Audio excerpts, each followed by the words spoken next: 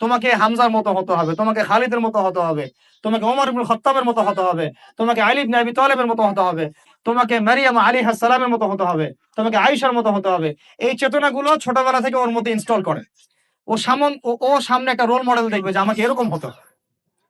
এইসব ক্যাটরিনা ম্যাটরিনা সব ফেলান, এগুলা পরিমণি টরিমণি সব ফেলান, এগুলা বাদ দেন। যা চলতেছে যে সাকিব টাকিব সব বন্ধ করেন, এসবে কোনো ফিউচার নাই। এসব ফিউচার হয়তো দুনিয়াতে কিছু দিতে পারে, কিন্তু পরকালে আল্লাহ পাকের আযাব গজব থেকে বাঁচার কোনো অপশন নাই। ২ নাম্বার, শয়তান মানে সন্তানকে ২ নাম্বার, সন্তানকে নিজের মনে করবেন না। সন্তানকে মনে করবেন এটা আল্লাহর আমানত আপনার কাছে। এই আমার ছেলে, এটা আমার ছেলে না। এই ছেলেটা আল্লাহ পাক আমাকে দিয়েছেন। বিশ্বাস করেন আমরা তো ওকে নেওয়ার জন্য চেষ্টাও করি নাই। এমন হয়নি আপনাদের সময়? সন্তান না চেষ্টা করতো সন্তান আসে নাই? কোন কোন ক্ষেত্রে এমন হয়েছে সন্তান নষ্ট করার মানুষ চেষ্টা করছে, তাও সন্তান আল্লাহ দিয়েছেন।